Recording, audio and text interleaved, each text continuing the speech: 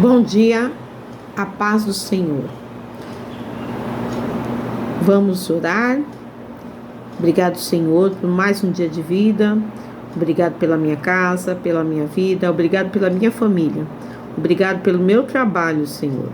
Visita, Senhor, os doentes nos hospitais, os velhinhos nas casas de repouso, as pessoas que estão nos presídios, as que estão procurando emprego, e leva a esperança, o amor e a paz. Que nunca nos falte, Senhor, o pão na mesa e o pão espiritual. E que o mal não tenha força sobre a nossa casa, sobre a nossa vida. E que ele vá bem longe da nossa vida. Amém. A palavra de hoje que eu gostaria de comentar com os irmãos, com as irmãs, se encontra em Gênesis 35, que diz assim: Deus disse a Jacó: suba a Betel e estabeleça-se lá e faça um altar ao Deus que lhe apareceu quando você fugia do seu irmão Esaú. Disse, pois, Jacó aos de sua casa e a todos os que estavam com ele: livrem-se dos deuses estrangeiros que estão entre vocês, purifiquem-se e troquem de roupa. Venham, vamos subir a Betel, onde farei um altar ao Deus que me ouviu no dia da minha angústia e que tem estado comigo por onde tenho andado. Então, a Jacó, todos os filhos entregaram os deuses estrangeiros que possuíam e os brincos que usavam nas orelhas. E Jacó os enterrou ao pé de uma grande árvore, próxima a Siquém. Quando eles partiram, o terror de Deus caiu de tal maneira sobre as cidades ao redor, que ninguém ousou perseguir os filhos de Jacó. E a leitura segue com Jacó, falando sobre tudo aquilo que aconteceu naquele lugar em Betel. Desde o encontro com o anjo, aonde ele teve uma luta e face a face com Deus, e chamou ali o lugar de Betel.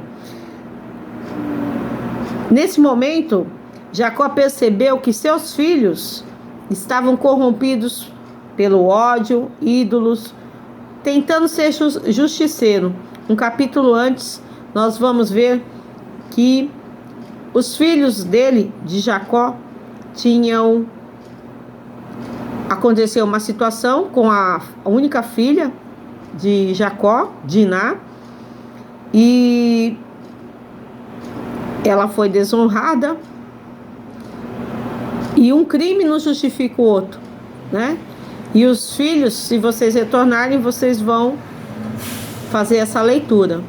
E um crime não justifica o outro, e eles foram e fizeram um acordo que o rapaz queria se casar com Diná, e eles fizeram um acordo que eles fizessem a circuncisão, para que se tornassem também povo junto com eles.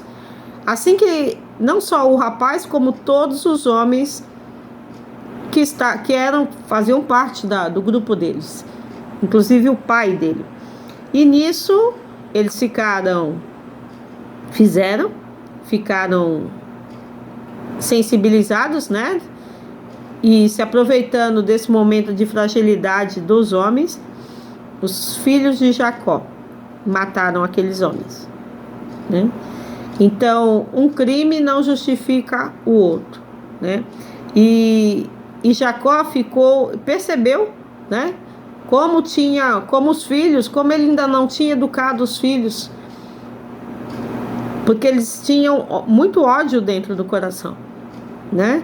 E muitas vezes a gente não educou os nossos filhos, a gente acha que educa.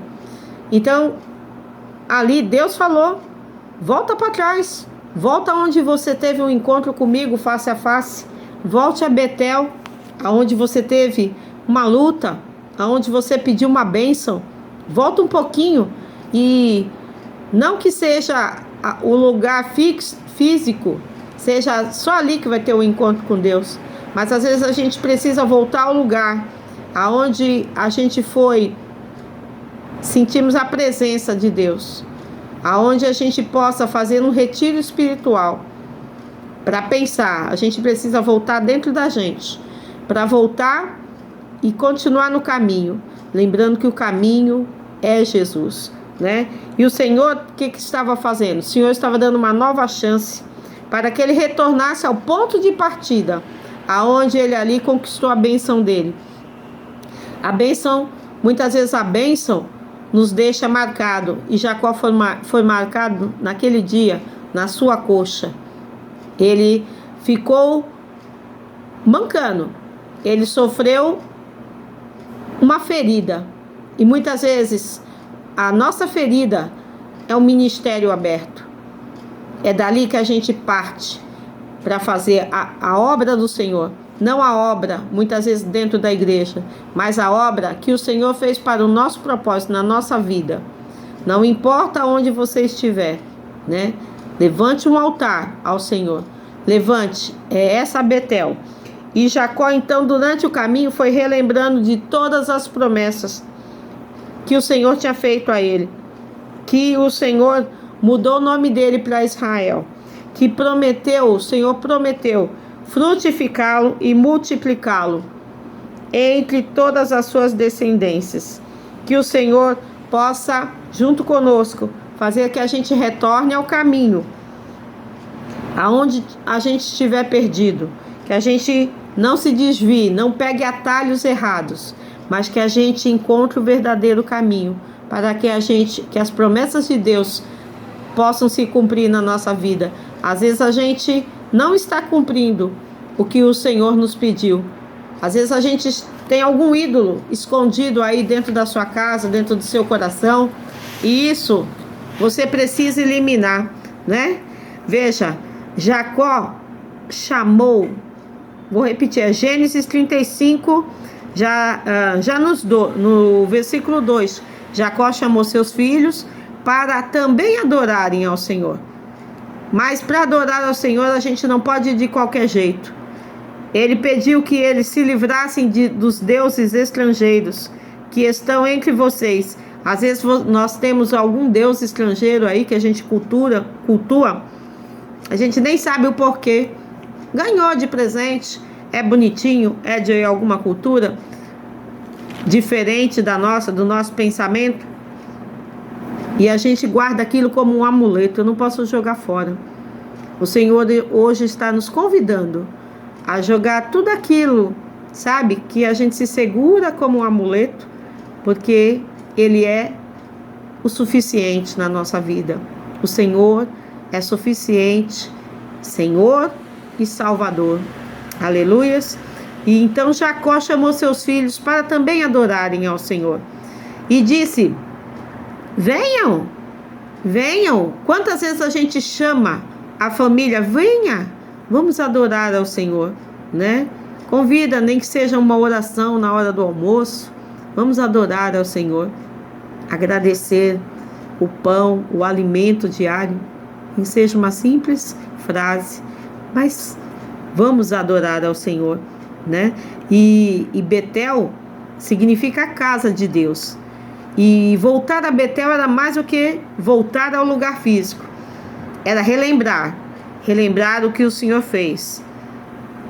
E perceber que nenhuma outra pessoa nos completa, nenhuma pessoa nos acompanhará, nenhuma pessoa nos dará melhor conselho, nenhuma pessoa nos garantirá um lugar melhor do que a vida eterna.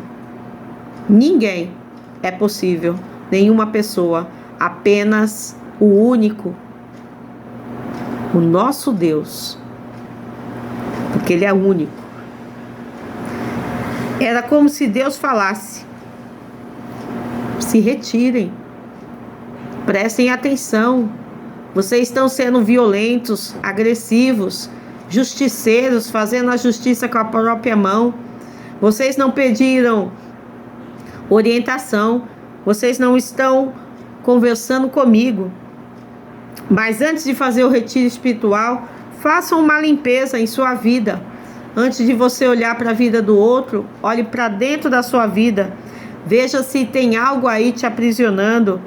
Se tem, se livre, se purifique, lave-se e troque de roupa. O Senhor nos ensina a trocar de roupa. Talvez naquele tempo eles não tivessem muitas roupas como hoje, mas aquelas roupas não eram apropriadas para quem estava purificado, para quem iria adorar a Deus. E o Senhor hoje nos convida a observar as nossas roupas. Será que elas estão apropriadas? Será que nós somos realmente o templo do Espírito Santo?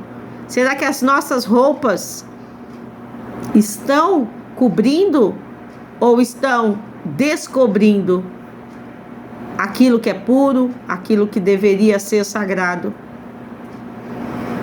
Em Efésios, nós somos ensinados e advertidos a usarmos a couraça da justiça, o capacete da salvação, pois lutamos contra as forças malignas que agem no corpo e na mente.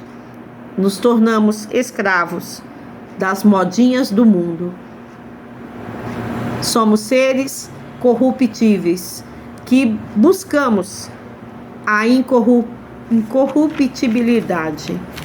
Que o Espírito Santo nos ajude nessa manhã, em nossa vida, a nos tornarmos os filhos.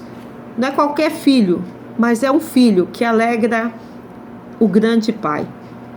O Pai é bom para nós. Que nós sejamos bons para o nosso Pai. Que o Espírito Santo nos conduza a exemplo de Jesus, com todos os seus ensinamentos nos evangelhos, ensinando sempre Jesus se baseava no passado, no Antigo Testamento, para nos provocar a viver um novo tempo. Jesus é o único caminho. A Ele a honra, a glória e o poder para sempre. Lembrando, o Pai é bom. Sejamos bons filhos para o nosso Pai. Um bom domingo a todos. A paz do Senhor.